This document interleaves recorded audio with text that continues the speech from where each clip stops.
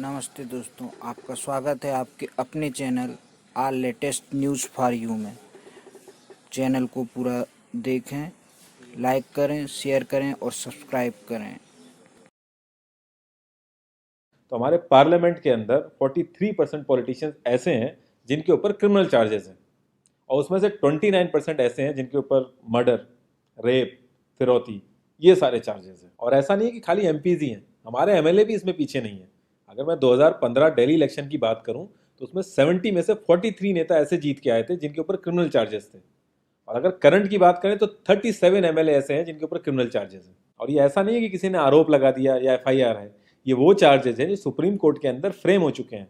मतलब पुलिस गई है वहां पे, उसको एविडेंस कंफर्म हुए हैं, आई विटनेसेस मिले हैं, ये वो चार्जेस हैं। ये प्रॉब्लम तो बहुत ही छोटी सी है कि पार्टीज क्रिमिनल्स को टिकट ना दें और लोग क्रिमिनल्स को वोट ना दें, लेकिन इस छोटी सी प्रॉब्लम के लिए 1999 से लड़ाई चल रही है और अभी तक इसका सोल्यूशन नहीं हुआ है।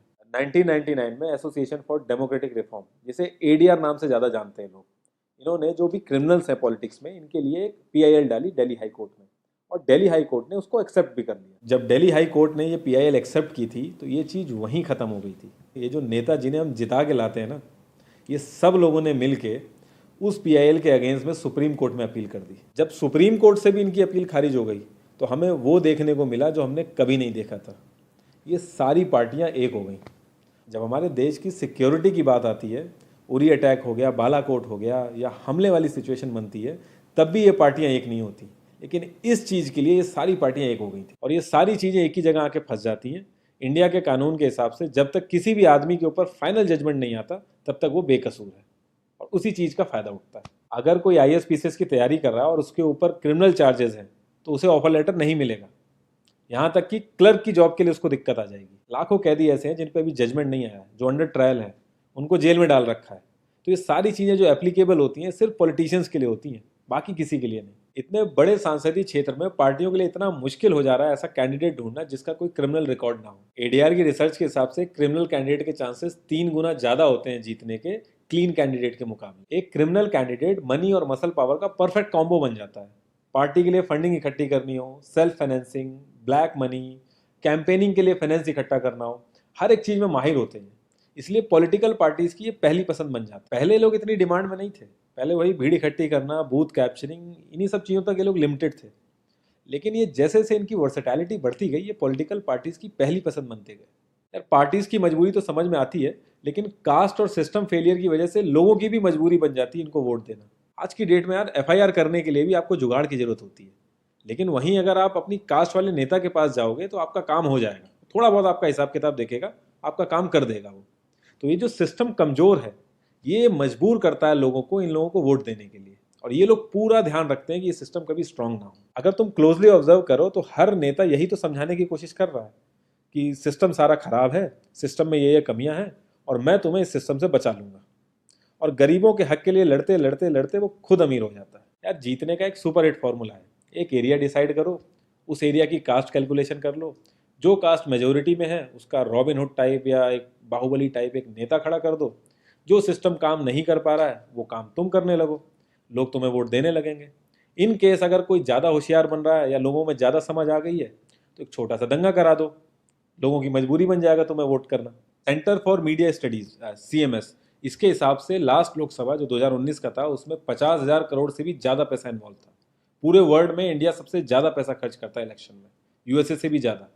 तो यार तुम्हें क्या लगता है, इतना पैसा खर्च करके कोई जब आएगा तो वो रिटर्न ऑफ इन्वेस्टमेंट नहीं देखेगा? ऐसे ये सारी पार्टीज आपस में कितना लड़ती रहती हैं, कितने वैचारिक मतभेद हैं इनके आपस में, लेकिन जब भी ट्रांसपेरेंसी इन पार्टी फंडिंग की बात आती है ये सब लोग एक जैसा राग अलापते हैं। ये लोग कभी भी पार्टी फंडिंग में ट्रांसपेरेंसी आने ही नहीं देंगे। एक बार जब ये लोग पावर में आते हैं ना तो पूरा का पूरा सिस्टम इनके हिसाब से चलता है, और जो पुलिस वाले इनके हिसाब से नहीं चलते ना उनका ट्रांसफर हो जाता है। 144 पुलिस ऑफिसर्स 1 लाख लोगों की सिक्योरिटी देख रहे हैं, और जब हमारे नेताओं की बात आती है तो 47,000 पुलिस वाले 14,842 नेताओं को सिक्योरिटी दे रहे हैं। अब बाहुबलियों को क्या जरूरत है सिक्योरिटी की? कभी किसी क्रिमिनल को देखा है जिसके आगे पीछे आईएएस पीसीएस पुलिस वाले जी हजूरी कर रहे होते हैं? बहुत ही वर्स्ट सीन होता है वो। हर साल रिपोर्ट्स आती हैं कि 75% से भी ज़्यादा लोगों को पुलिस पे भरोसा ही नहीं है। इंडिया एक इकलौती ऐसी जगह है जहाँ पे पुलिस को देख के इंसान सेफ फील करने की बजाय डरता है। एक 15 साल के बच्चे तक को पता है कि आईपीएल में सट्टा लगाने के लिए किसके पास जाना है, लेकिन हमारी पुलिस को नहीं पता। और ये सारा सिस्टम, ये जो वीक सिस्टम है, हमारे नेताओं को बहुत सूट करता है, क्योंकि जिस दिन ये स्ट्रांग हो गया तो इन सब की दुकानें बंद हो जाएंगी। इंडिया की 65% आबादी 35 की एज से नीचे है। जो हमारा लोकसभा है उसकी एवरेज एज है 54 और राज्यसभा की एज 63.5 है। एक दो केस अगर छोड़ दें तो आम आदमी के लिए पॉलिटिक्स में घुसने का रास्ता नहीं है। अगर आप गूगल पे सर्च करोगे ना टॉप 10 यंग पॉलिटिशियंस, तो एक भी नाम उसमें ऐसा नहीं होगा जिसका कोई फैमिली से पॉलिटिकल कनेक्शन ना हो। आज़ादी के बाद से 0.5% से भी कम पॉलिटिशियंस ने अपने बच्चों को आर्मी में भेजा है। वहाँ नहीं भेजते ये लोग। हम लोग इनसे मैनिफेस्टो में डिमांड ही कहाँ करते हैं। हम तो बस रिलीजियस मुद्दे देखते हैं मैनिफेस्टो में और खुश हो जाते हैं। इंडिया ने ब्रिटिश पार्लियामेंट्री सिस्टम अडेप्ट किया और उसमें एक बहुत ही इंपॉर्टेंट चीज़ है शैडो कैबिनेट, वो हमने छोड़ दी। इसके बारे में बहुत ही कम लोगों को पता है और ये लोग हमें पता लगने भी नहीं देते। तो इसमें होता यह है कि अगर मैं फाइनेंस मिनिस्ट्री का ही एग्जाम्पल लूँ तो जो भी रूलिंग पार्टी का फाइनेंस मिनिस्टर है उसके पैरेलली एक ऑपोजिशन का भी फाइनेंस मिनिस्टर असाइन हो जाएगा, और जो रूलिंग पार्टी का फाइनेंस मिनिस्टर है उसकी एक्टिविटीज़ को ऑपोजिशन का फाइनेंस मिनिस्टर लोगों तक पहुंचाएगा। और इसी तरीके से हर डिपार्टमेंट में होता है और लोगों के लिए बड़ा बेनिफिशियल रहता है ये, क्योंकि छोटे से छोटे काम के लिए हमारे इंडिया में बहुत सारी मिनिस्ट्री इन्वॉल्व रहती हैं, तो एक्चुअल में किस नेता की गलती है पता ही नहीं चल पाता है। इस तरीके के बहुत सारे कॉन्सेप्ट हैं जो हम लोगों को पार्टी से मैनिफेस्टो में डिमांड करने चाहिए, क्योंकि हम लोग तो हमेशा मंदिरों और मस्जिदों के लिए ही लड़ते हैं। ये सारी चीज़ें एकदम से तो सही हो नहीं जाएंगी, लेकिन एक चीज़ हमारे हाथ में है कि यार हम कम से कम किसी क्रिमिनल को तो वोट ना दें। और ऐसा तो होता नहीं कि सारे के सारे लाइन से क्रिमिनल ही खड़े हो जाते हैं। हमें बस इतना करना है कि जो भी कैंडिडेट क्रिमिनल है हमें बस उसे वोट नहीं देना है, भले ही वो हमारी फेवरेट पार्टी का हो, भले ही वो हमारी कास्ट का हो। बस एक दो बार हमें ऐसे करना है, फिर इन लोगों को टिकट ही मिलना बंद हो जाएगा पार्टियों से। जितनी रिसर्च हम अपना मोबाइल फ़ोन खरीदने में करते हैं ना, उसकी 10% रिसर्च भी अगर हमने अपने कैंडिडेट के बारे में कर ली तो ये क्रिमिनल जितने भी हैं पार्लियामेंट में नहीं दिखेंगे, ये वहीं दिखेंगे जहाँ इनको होना चाहिए। लास्ट में एक ही क्वेश्चन पे मैं इस कॉन्वर्सेशन को एंड करूँगा कि पॉलिटिक्स अगर समाज सेवा है तो सैलरी क्यों, और अगर नौकरी है तो एग्ज़ाम और क्वालिफिकेशन क्यों।